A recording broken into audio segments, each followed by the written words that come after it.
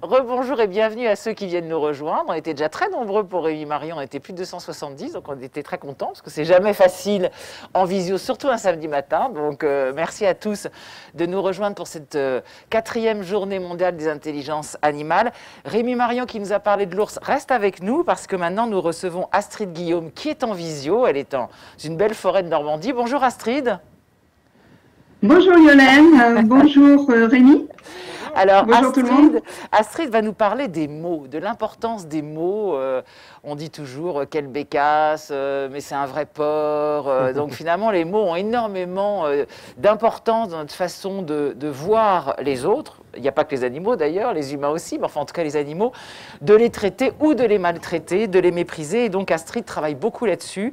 Astrid Guillaume, est-ce que vous pouvez déjà nous présenter votre travail et la Société française de zoosémiotique, que je prononce bien les mots quand même.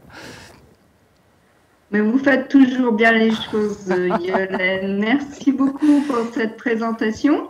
Donc, je prends la main et je vous partage mon écran comme nous sommes toutes et tous habitués à le faire désormais avec le télétravail. Donc, voilà, moi, je suis Astrid Guillaume, donc maître de conférence habilitée à diriger des recherches en sciences du langage à Sorbonne Université. Et comme Yolène l'évoquait, je suis également présidente fondatrice de la Société française de zoosémiotique, rattachée au comité scientifique de la Fondation Droit Animal, Éthique et Sciences. Alors, je vais vous parler des mots. Il y a bien sûr des mots importants à partager avec vous aujourd'hui, en particulier la zoosémiotique. Alors, qu'est-ce que c'est que la zoosémiotique? C'est un champ du savoir des sciences du langage. Ça relève de la linguistique, de la sémiotique. Donc, en fait, c'est de la sémiotique, étude des signes, des comportements, de la gestuelle, de l'auditif, de l'olfactif, appliquée aux animaux. Donc là, je vous ai fait un petit schéma pour simplifier les choses. Donc, vous voyez, on part de la sémantique, l'étude du sens, vers la sémiotique, l'étude des signes, zoosémiotique, qui va générer la zoolinguistique, donc la zooterminologie, la zoonéologie, pour travailler sur la zoosémiotraductologie, sémiotraductologie appliquée aux animaux, c'est-à-dire comment traduire les signes émis par les animaux. Alors, je reprends la très très belle image de Rémi Marion parce que effectivement, les symboles sont importants en sémiotique et encore plus en zoosémiotique. Et l'ours polaire est un animal qui est un symbole vivant, enfin encore vivant, et nous espérons qu'il va le rester le plus longtemps possible. Pourquoi? Parce qu'il est menacé. Nous en avons longuement parlé avec Rémi Marion précédemment et je ne vais pas y revenir puisqu'il l'a très bien fait et je ne voudrais pas me répéter. Mais en tout cas, l'ours polaire est un animal menacé et c'est la raison pour laquelle, avec la Société française de zoosémiotique, nous avons créé la collection zoosémiotique chez l'Harmattan et notre premier ouvrage, qui a été l'ouvrage donc de Jean-Marc Neumann, c'est L'ours polaire et le droit, signaux d'alerte. Nous avons voulu mettre le curseur justement sur cet animal qui est en danger à cause des humains principalement. Donc, un animal qui perd son habitat, un animal qui est menacé par les humains, nous le mettons en avant dans cet ouvrage de Jean-Marc Neumann, L'ours polaire et le droit. Et ça complète tout à fait la conférence précédente de Rémi Marion, puisque nous voyons que sans le droit, sans les textes juridiques, nous ne pourrons pas sauver la biodiversité en danger. Les chercheurs tirent les signaux d'alerte depuis longtemps, mais ne sont pas toujours écoutés. Alors, ma conférence va vous parler des mots, de sensibilité, de conscience, de sentience animalière, mais peut-être ne faites-vous pas bien la différence entre ces trois mots fondamentaux pour la protection animalière. Il y a des nuances sémantiques, c'est-à-dire des nuances de sens. Donc, je vous fais un plan en 7 parties, c'est un petit peu long, je vais essayer de respecter le temps malgré tout. On va rentrer dans l'histoire parce que j'ai une formation en linguistique diachronique, en histoire des langues. L'étymologie est importante pour bien comprendre le sens des mots et leur évolution dans le temps. On va voir un petit peu où se retrouve contextuellement parlant le mot sentience Pourquoi il est important de bien le traduire dans toutes les langues? Donc, on va s'intéresser aux définitions et puis on va voir les champs d'application pour le BEA, le bien-être animal, avec ses différents emplois. Donc, je commence tout de suite en espérant que je serai la plus claire possible. Alors, les mots, ils ont une circulation, il n'y a pas une origine lexicale, il y a des origines, il y a des cultures, il y a des histoires derrière chaque mot. Et vous voyez, je vous montre là cette carte qui nous montre l'époque où les mots que nous parlons actuellement ont pris naissance et ont évolué dans toute l'Europe, voire dans le monde. Alors, pourquoi c'est important? Parce qu'il y a derrière les mots différents sens et ces sens, on a tendance un petit peu à les confondre. Alors, le problème avec le mot sentience, c'est qu'on le confond avec sensible. La sentience, ce n'est pas la même chose que la sensibilité. Vous voyez, la sensibilité, quand on regarde dans le dictionnaire, ça vient du latin classique sensibilitas. C'est en fait l'idée de ressentir, de signification, le sens, l'essence. Est-ce que l'on est sensible au chaud et au froid? Alors que la sentience, c'est plutôt sentientem, c'est l'idée de ressentir, voire parfois de réfléchir, d'être conscient de certaines choses. Alors, le mot sentience, c'est un mot qui existe dans plusieurs langues. Déjà, il existe en allemand sous la forme de sentientismus, il existe en italien, sentienza, sentiente, il existe en anglais, c'est un mot qui a fait sa vie principalement dans les pays anglo-saxons, sous la forme de sentience. Sentient, adjectif. Donc, on le retrouve bien évidemment aux États-Unis, en Grande-Bretagne, en Australie, partout où on parle anglais et donc partout sur la planète puisque l'anglais est devenu une langue internationale incontournable. Donc, pourquoi le mot sentience a du mal à entrer en français? C'est un petit peu aussi parce que nous sommes un petit peu embêtés quand il faut introduire des mots anglais dans la langue française, ce qui est bien dommage puisque une langue est vivante quand elle vit, quand elle évolue au contact des autres langues et des autres cultures. C'est un petit peu comme les êtres humains et comme les animaux, vous allez le voir, ils évoluent en fonction des contacts avec les autres espèces. Alors, quand on rentre dans l'étymologie du mot sentience, on voit qu'on a le mot sensif déjà dès le Moyen-Âge et sensuel, mais avec le mot sentience, on est plus dans l'idée de escient, esciemment, c'est-à-dire intelligemment, qui a du savoir. Les sciences, c'est le savoir, c'est l'intelligence, c'est le sachant. C'est le voulant, c'est-à-dire celui qui a une volonté. Donc, on n'est pas tout à fait dans la même signification qu'avec le mot sensible. Alors, le mot sentience, il existe depuis déjà le XVIIe siècle. Il était bien sûr d'origine latine et il a vraiment fait son histoire à partir du verbe senti, sent, donc to feel, c'est-à-dire bien sentir et ressentir. Alors, sentient et ses dérivés en anglais maintenant. Donc, vous voyez que nous avons en anglais la morphologie, vous connaissez les radicaux, les préfixes, les suffixes. Hein. Là, j'ai mis en avant en gras souligné des préfixes comme non-sentient ou des suffixes comme non-sentiently. Donc, unsentiently. Donc, c'est un mot qui a surtout eu une histoire dans la médecine, puisque c'était l'idée d'avoir, de ressentir des perceptions dans un premier temps, mais aussi d'avoir la sensation de ressentir et d'être conscient de ce ressenti. Donc, l'idée de conscious est très proche aussi du mot sentient, et ça va générer en quelque sorte un glissement sémantique vers quelque chose de beaucoup plus précis que je vais vous préciser. Alors, qu'est-ce que consciousness ou conscience en anglais? Ça vient également du latin classique conscienta, avec con qui signifie avec, scienta qui va donner connaissance, donc avec la connaissance. Donc on est vraiment loin de la sensibilité là avec conscience. Hein. Le médiolatin conscienza traduit en moyennotalement Vernunft. Alors Vernunft en allemand médiéval, c'est plus dans l'idée de avec le savoir, une fois encore, mit Wissen, donc on est dans l'idée de connaissance. Alors, regardons un petit peu où nous trouvons sentience, sentience en France. Si on vérifie un petit peu dans quels univers on trouve le mot sentience en France, parce qu'on le trouve déjà, on le trouve dans différentes sphères, principalement des sphères qui sont sensibles à la cause animale. Pourquoi? Parce que effectivement, le mot sentience, c'est l'idée dans les domaines religieux, d'avoir une conscience, voire une expérience phénoménologique. Les bouddhistes, les jainistes, les hindous parlent déjà de sentience. On retrouve le mot sentience en France également dans les associations de protection animale, par exemple, pour mettre en avant la valorisation du bien-être animal, de la protection, de la sauvegarde des animaux, on va parler de sentience.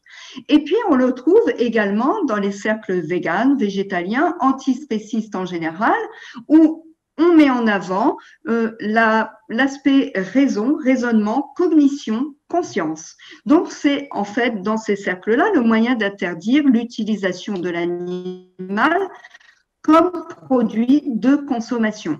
Alors, on peut bien sûr utiliser le mot sentience dans le domaine scientifique, plus particulièrement en zoobiologie, en éthologie et en médecine vétérinaire. Mais j'ai envie de dire également en médecine humaine, puisque l'humain est également un être sentient. Nous sommes tous et toutes des êtres sentients. Alors, pourquoi est-ce aussi important d'utiliser le mot sentient? C'est surtout sur le plan traductologique. Donc, lorsque l'on utilise le mot sentient en anglais, on dit souvent sentient beings. Alors, vous voyez là, c'est écrit trop petit pour que vous puissiez lire, mais mon objectif n'est pas que vous le lisiez, vous pourrez agrandir l'écran a posteriori, c'est de voir surtout les définitions, la manière dont est traduit sentient beings vers le français quand il est utilisé en anglais. Donc, vous voyez qu'il n'y a pas une traduction stable de ce mot. Soit on traduit par être sensible, et être sensible est une perdition sémantique par rapport à sentient, puisque sensible ne veut pas dire sentient. On traduit également par être vivant, être doué de raison, être doué de sensation, être conscient, animaux sensibles, être quelqu'un, être vivant sensible. Donc, vous voyez, on est un petit peu dans ce que l'on appelle un flou artistique traductologique, ce qui pose problème, bien évidemment, parce qu'on utilise ces termes-là aussi dans le droit. Et le droit a des incidences sur le bien-être des animaux. Par exemple, si nous prenons le traité d'Amsterdam, donc, le traité d'Amsterdam qui fait évidemment, puisqu'il est aussi écrit en anglais, allusion à sentient being, vous voyez que ce petit passage important pour le bien-être des animaux a été traduit ici par en tant qu'être sensible. Donc, les hautes parties contractantes, désireuses d'assurer une plus grande protection et un meilleur respect du bien-être des animaux en tant qu'être sensible, sont convenues des dispositions ci-après que je n'ai pas reprises ici, mais qui sont très importantes pour le bien-être animal. Donc, ici, nous parlons d'être sensible, alors qu'en anglais, nous avions sentient. Alors, si l'on inverse l'aspect traductologique et qu'on part dans l'autre sens, voyons comment on traduit être sensible depuis le français vers l'anglais. Alors, on a soit sensitive soul, sensitive person, sensitive being, sensitive, sentient being. Donc, vous voyez que là encore, dans l'autre sens, nous perdons du sens, nous ne sommes pas dans une équivalence tout à fait précise et parfaite, alors qu'une bonne traduction devrait au contraire être extrêmement scientifique, objective et précise. Donc, pour conclure sur cet aspect traductologique, vous voyez qu'en traduction, soit on ne traduit pas du tout le mot sentience parce qu'apparemment on ne sait pas le traduire, soit on le traduit par sensibilité ou sensible, qui n'est pas du tout la même chose que le mot sentience, soit on le traduit par un être ressentant. Alors effectivement, c'est un petit peu plus précis, mais ça n'est pas suffisamment précis. Alors, sentience, si on veut bien l'utiliser, il faut non seulement le redéfinir, et j'ai envie de dire le définir précisément pour les sphères animalières en tout cas. Alors, pourquoi y a-t-il des problèmes de traduction avec sensibilité et sentience? Regardons les définitions actuelles du terme sensibilité. Vous voyez que le terme sensibilité est extrêmement polysémique. Polysémique, ça veut dire qu'il a beaucoup de sens. On peut utiliser le terme sensibilité aussi bien pour un organisme qui réagit à des excitations externes ou internes, pardon. Et là, c'est effectivement dans ce contexte qu'on utilise le mot sensibilité quand on parle soit des animaux, soit des humains. Mais les humains, je vous le rappelle, sont aussi des animaux. Mais sensibilité, c'est également utilisé pour mesurer la sensibilité d'un appareil en télécommunication, par exemple. On l'utilise aussi en métrologie. On va parler d'un roman qui a une grande sensibilité en littérature.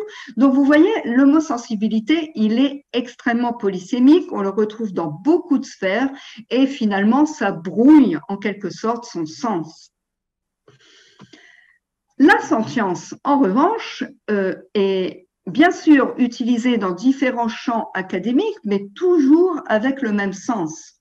Et c'est là que le mot devient intéressant, parce que tout le monde peut l'utiliser, aussi bien dans le domaine religieux, dans le domaine éthique, dans le domaine philosophique, dans le domaine scientifique, mais on est toutes et tous d'accord sur son sens.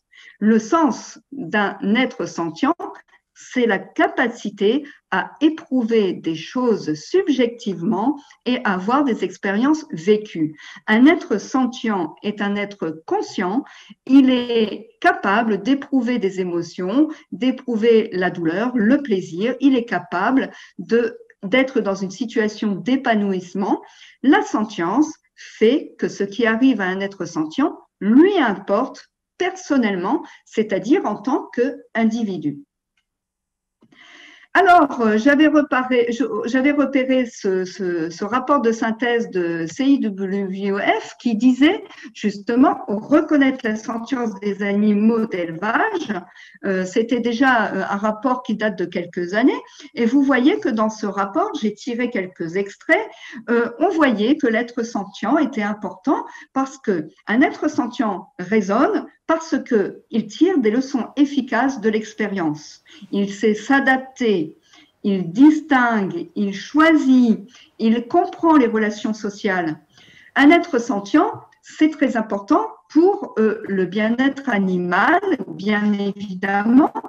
Pourquoi? Parce que on va appliquer la notion de sentience pour les animaux de compagnie, c'est-à-dire les animaux qui nous accompagnent dans la vie, que vous connaissez bien, les chats, les chiens, etc., pour faire évoluer le droit, pour définir quand il y a une maltraitance, pour optimiser leur bien-être à nos côtés. Les champs d'application du bien-être animal, c'est également les animaux d'élevage. Alors là, j'utilise l'expression animaux d'élevage, mais les animaux n'ont pas vocation à être dans des élevages. Donc, ce sont des animaux dans les élevages. Pourquoi il est important d'utiliser le mot sentience dans ce contexte? Parce que on peut avoir des indicateurs différenciés, beaucoup plus précis. On peut améliorer, on peut définir tous les risques de santé qui vont être liés au stress, à l'environnement sonore qui est peut-être trop bruyant, et puis on va pouvoir hiérarchiser les dangers. C'est vrai aussi pour les animaux sauvages qui vont être en captivité ou bien en liberté. On a bien vu là dernièrement avec l'Assemblée nationale qui a fait passer un texte très novateur pour améliorer la condition des animaux dans les cirques, puisqu'il n'y aura plus d'animaux sauvages dans les cirques itinérants, mais à terme, il ne faut plus qu'il y ait du tout d'animaux sauvages dans les cirques, puisqu'un animal sauvage n'est pas fait pour être au contact des humains, n'est pas fait pour être enfermé. Donc, pour bien développer le droit, pour bien développer de nouvelles lois sur la captivité, sur les maltraitances dans les delphinariums, dans les cirques par exemple, pour mieux protéger les habitats des animaux sauvages, pour interdire les trafics et la chasse à courre, voire certaines formes de chasse, voire la chasse. Il faudra bien définir les conditions des animaux dans leur habitat, mais également les mots, parce que savoir parler, c'est parler justement, et avoir des définitions très précises pour pouvoir justement mieux interagir avec les animaux. Les champs d'application du bien-être animal, c'est bien sûr pour les mammifères parce qu'ils sont très proches de nous, pour les vertébrés que nous connaissons parce que nous avons beaucoup de similitudes avec eux et eux avec nous, mais pas exclusivement puisqu'il y a également les invertébrés qui peuvent être des êtres sentients.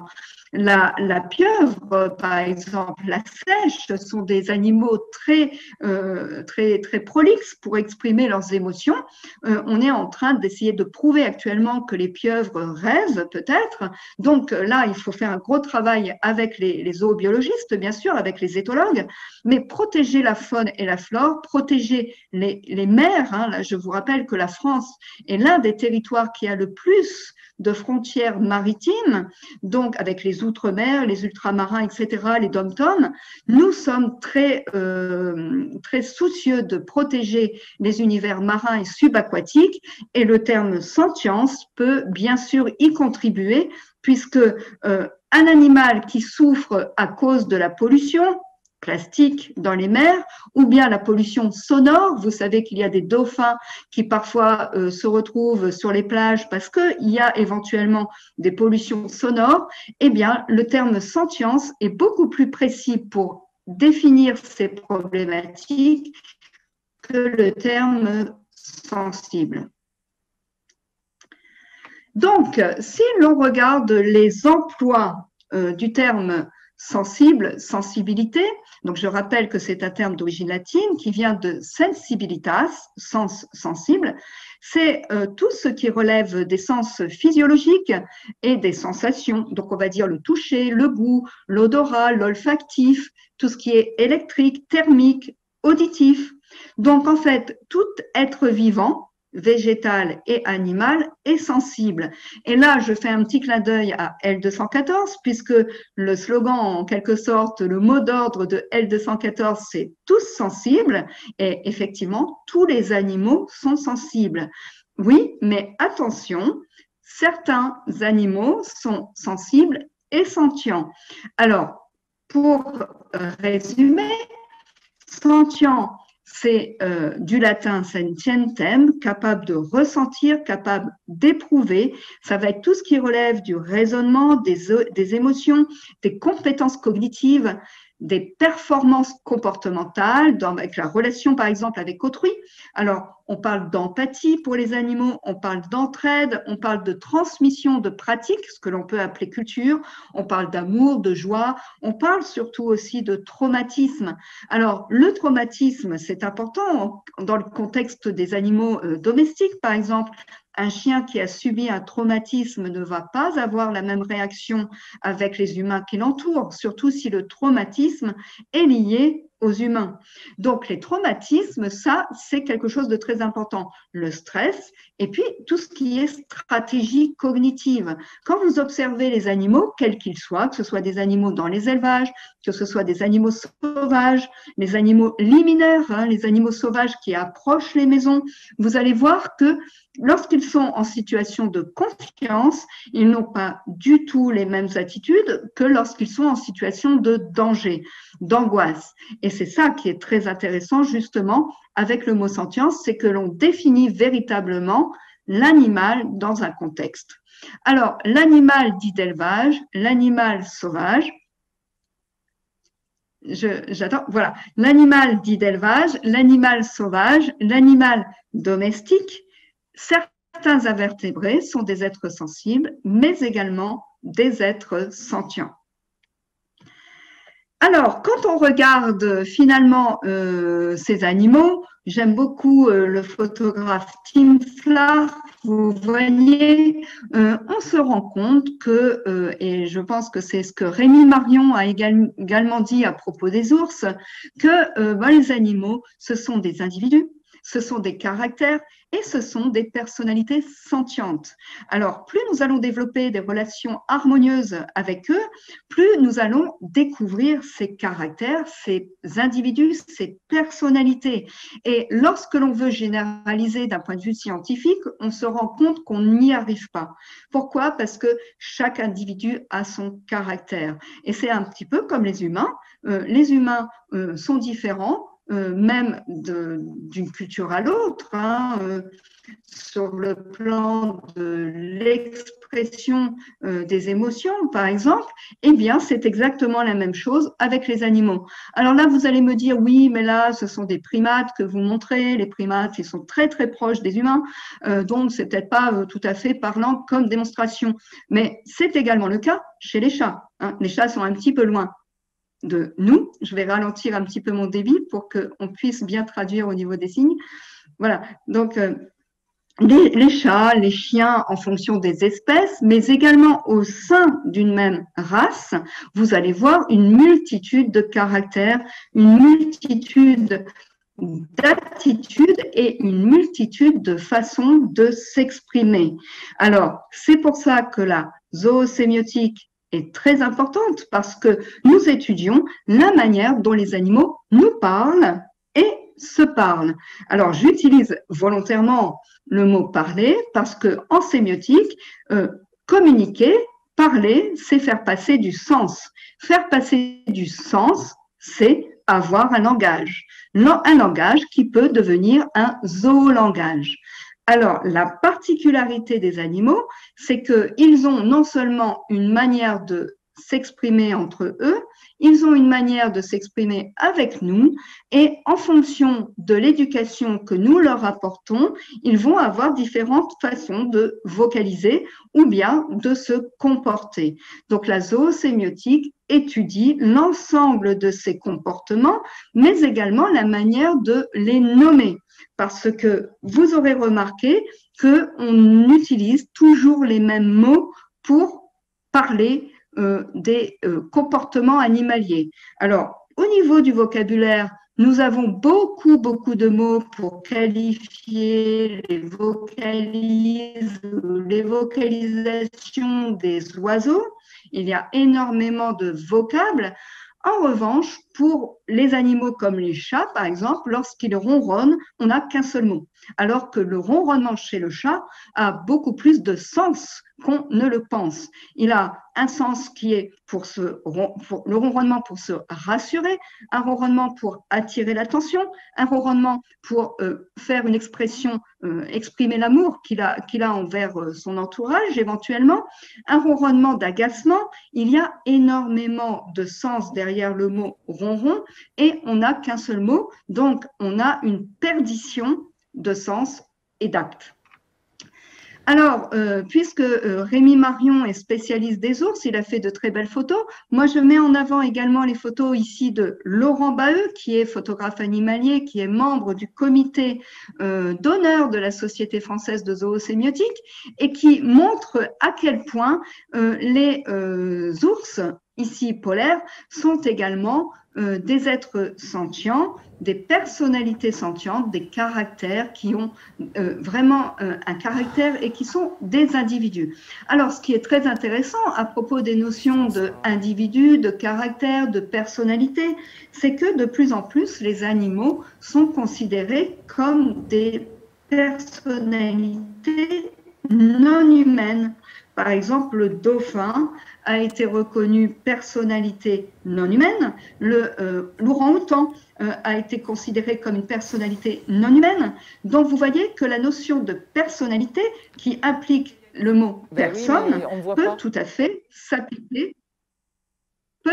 s'appliquer aux animaux. C'est-à-dire qu'il suffit, lorsque l'on nomme les choses, de donner un sens qui sera exclusivement rattaché aux animaux pour des comportements particuliers. Lorsque vous regardez dans le dictionnaire, vous voyez qu'il y a plusieurs sens à chaque mot avec plusieurs champs d'application et de domaines éventuellement scientifiques. Merci Astrid. Astrid, je suis là.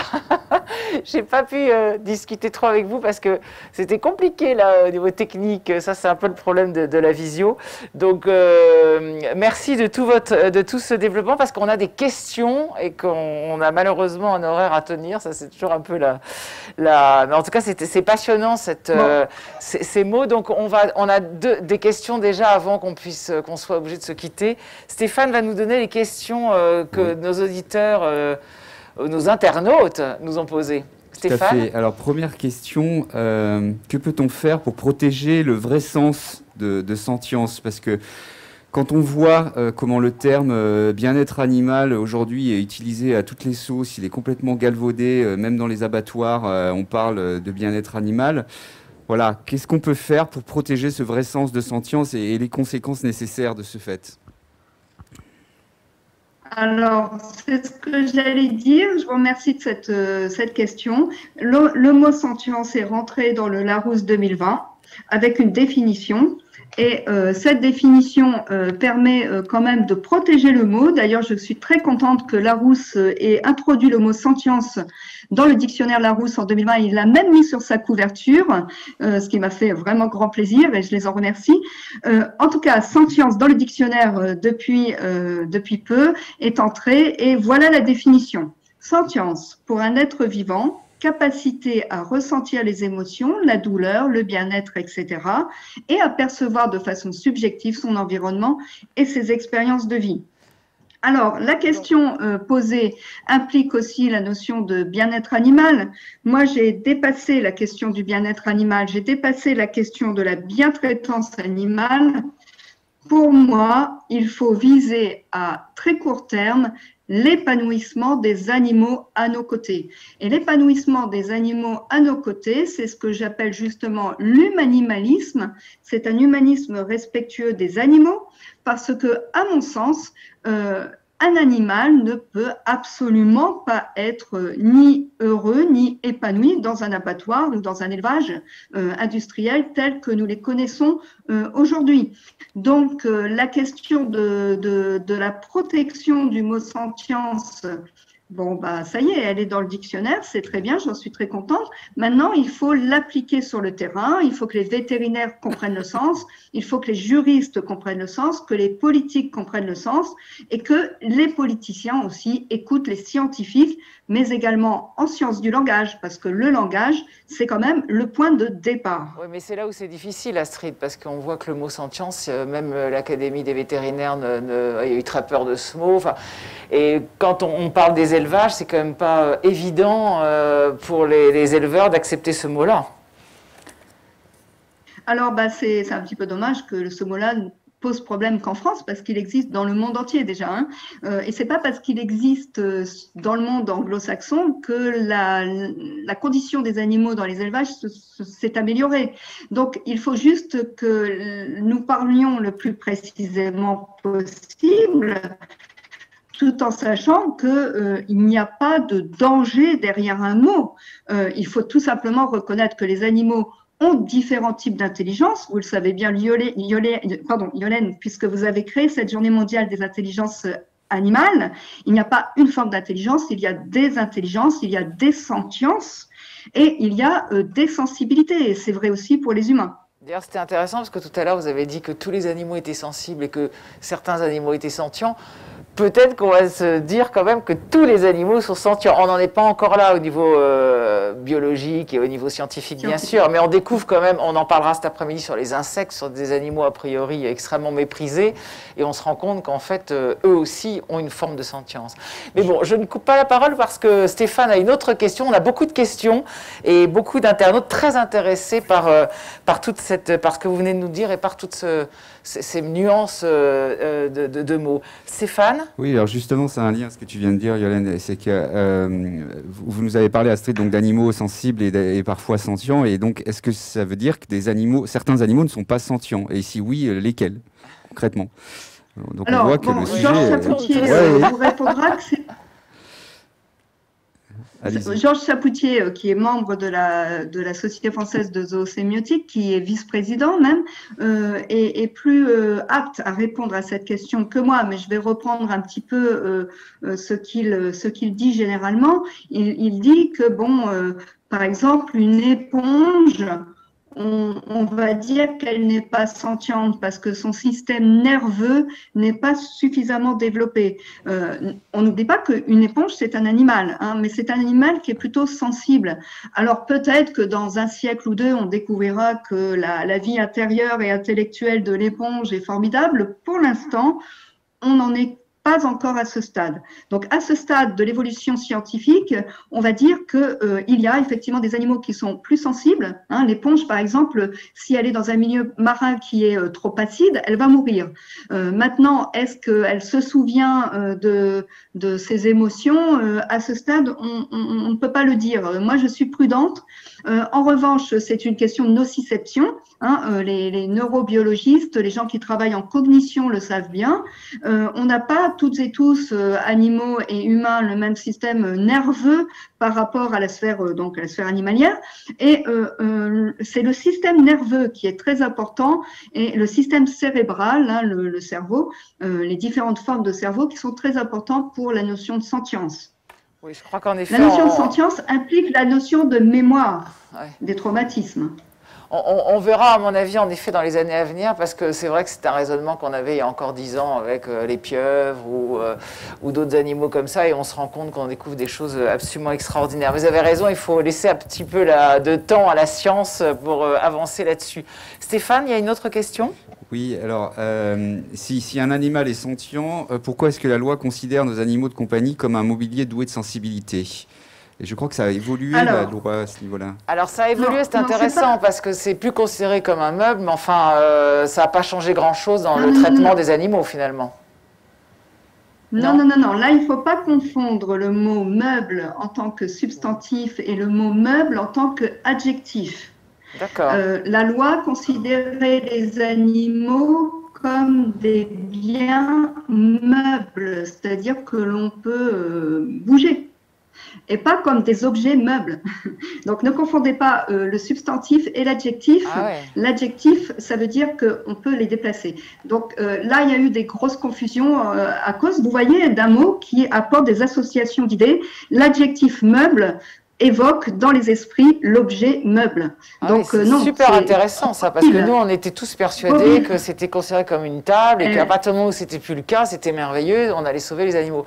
En fait, vous nous expliquez que pas du tout. D'accord, très intéressant. Bah, oui. J'avoue que... Il faut toujours avoir un petit Larousse sous le coude pour bien comprendre les mots. Hein. Stéphane, est-ce que vous avez d'autres questions ? Oui, alors, très vaste. Est-ce que les animaux ont une âme ? Ouh. Alors là, Rémi me fait signe que nous avons que 5 minutes. Alors, c'est une question. Sur le plan lexical, anima signifie âme. Alors, l'âme, ça veut dire ce qui est vivant, en fait, ce qui est en vie, ce qui bouge. Donc, tout ce qui bouge a potentiellement une âme, puisqu'une possibilité d'évoluer, d'avancer. Alors maintenant, est-ce que les humains ont une âme? Oui, bien sûr. Nous sommes tous des âmes sensibles et sentientes. Jolie réponse, mais c'est quand même passionnant ce que vous dites, parce qu'on a toujours eu l'impression qu'on était les seuls à avoir une âme. Alors, si je vous écoute, même le végétal a une âme, puisqu'il est vivant. Donc finalement, l'âme, c'est pas du tout... phytosémiotique. C'est pas du tout la ça, c'est la définition. phytosémiotique. Hein. Je ne sais pas, l'âme, ça a été aussi un mot qui est récupéré par les religions, par tout ce qui est mystique. Je ne veux pas... Moi, je suis une scientifique. Hein. Je suis encore, à l'époque médiévale, foi et raison, science et religion, je ne sais pas. Je suis une scientifique, je reste dans la science. Bon, bah, effectivement, on parle de phytosémiotique quand on étudie les signes émis par les végétaux. On parle de biosémiotique quand on étudie tous les signes du vivant. Donc nous, on se concentre sur le zoosémiotique. Sur la zoosémiotique, c'est déjà énorme, mais il y a d'autres avancées à faire en biosémiotique et en phytosémiotique, bien sûr. Alors Rémi Marion voudrait bien vous poser une question, Astrid. Oui, Astrid, moi j'ai une question, parce que moi je suis pas scientifique, mais c'est super intéressant la notion de sentience. Mais par contre, qu'est-ce qui est prévu pour que le public, le grand public, tout le monde s'accapare ce terme? Parce que c'est bien, les scientifiques, c'est bien de faire des cours, mais ils pensent que les gens qui vont prendre des décisions, qui vont mettre leur bulletin de vote, qui protègent les animaux et ainsi de suite, ils ont besoin aussi de repères comme par exemple le mot sentience, mais il faut aussi aller les voir et aussi leur passer ce savoir. Donc est-ce qu'il y a des programmes, je dirais un petit peu de vulgarisation, de choses pour mettre à la portée de tout le monde ce genre je dirais de changement aussi d'appréciation? Bien sûr, Rémi, merci de cette question qui n'était pas planifiée entre nous, mais qui m'arrange, puisque effectivement, la Société française de zoosémiotique, dont je vous mets les coordonnées du site, là, dans ma diapo finale que j'ai pas eu le temps de, oui, c'est de son vous travail. montrer. Donc, Société française de zoosémiotique, c'est la seule, je dirais, société savante qui ouvre ses séminaires au grand public. C'est la seule qui a fait des séminaires en Sorbonne où tout le monde était invité, tout le monde pouvait poser ses questions. Et nous allons continuer ces conférences de savants ouvertes à toutes et tous en distanciel, puisque nous ne pouvons plus nous rencontrer actuellement. Mais nous avions engagé des cycles de conférences depuis sa fondation en 2018 en Sorbonne, où tout le monde était invité. Et nous avons un compte Facebook et un compte Twitter que nous animons avec un membre de la Société française de zoosémiotique, Pauline de Pierrefix, et qui permet d'avoir des interactions avec le grand public. D'ailleurs, vous pouvez voir déjà actuellement là sur la page Facebook, on parle de la Journée mondiale des intelligences animales et tout le monde est en interaction. On modère, on explique et notre projet, notre objectif, c'est, en tant que représentant d'une université publique, c'est de diffuser le savoir et de partager avec le grand public toutes les nouvelles connaissances toutes les nouvelles inventions, innovations, connaissances que nous faisons actuellement avec toute l'équipe de la Société française de zoosémiotique, qui est quand même une équipe très pluridisciplinaire. Nous avons des éthologues de Paris-Nanterre, nous avons Éric Baraté qui est dans le comité d'honneur, des historiens donc, on a des juristes, on a des philosophes, on a beaucoup de monde, des photographes, je parlais de Laurent Baheux, on a André-Joseph Bouglione qui est un représentant du cirque. Donc vous voyez, dans le comité d'honneur, j'ai mis un point d'orgueil à ne pas intégrer que des grands chercheurs, mais également des gens qui ont fait des choses pour les animaux. Bon, merci beaucoup Astrid, en tout cas pour tout ce travail. Et vous êtes le bienvenu parmi nous, Rémi. Ah bah voilà, vous aurez peut-être quelqu'un de nouveau. On a une dernière petite question rapidement, parce qu'il faut quand même qu'on maintienne un petit peu le temps. Stéphane? Oui, c'est pas vraiment une question, c'est les personnes qui nous suivent veulent juste avoir un mot de conclusion de votre part, Astrid. C'est quoi la conclusion de tout ça? Alors, la conclusion, eh bien, elle était là. Je la voilà. La conclusion, c'est que lorsqu'on a un mot sentience, par exemple, c'est très important d'introduire les nouveaux mots dans la langue française. Pourquoi? Parce qu'ils vont pénétrer différentes sphères, par exemple la sphère du politique, de l'économique, de la culture, de l'environnement, de l'informatique. Sentience va entrer dans toutes les sphères académiques et scientifiques et ça va non seulement enrichir la langue française, ça va apporter des précisions supplémentaires, moins d'imprécisions traductologiques et juridiques. Et puis, je voudrais évoquer là, en fait, Donald Brown, qui était intervenu à un colloque de la Fondation Droit Animal, Éthique et Sciences en 2015, auquel je participais, et qui est lui un grand chercheur à Cambridge.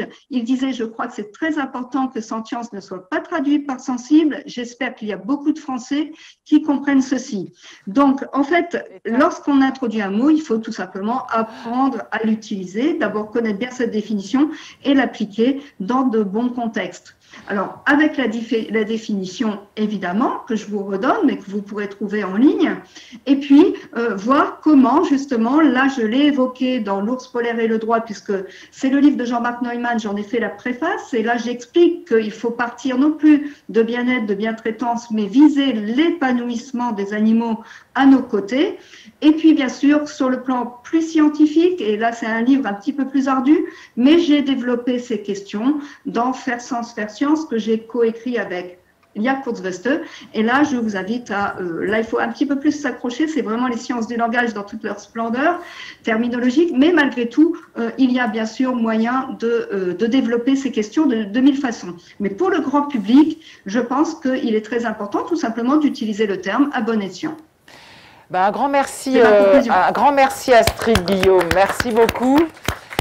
Et justement, tout à l'heure, on va s'adresser aux enfants, parce que c'est bien aussi de parler aux adultes, mais aussi aux enfants. Alors, il n'y aura pas que les enfants, les adultes aussi, mais on aura deux scientifiques qui ont travaillé pour les petits, avec des livres passionnants pour les petits et les grands. Farah Kessri, vétérinaire, avec un livre avec des dessins très rigolos, vous allez voir, sur les 5 sens des animaux et qui ont des sens incroyables.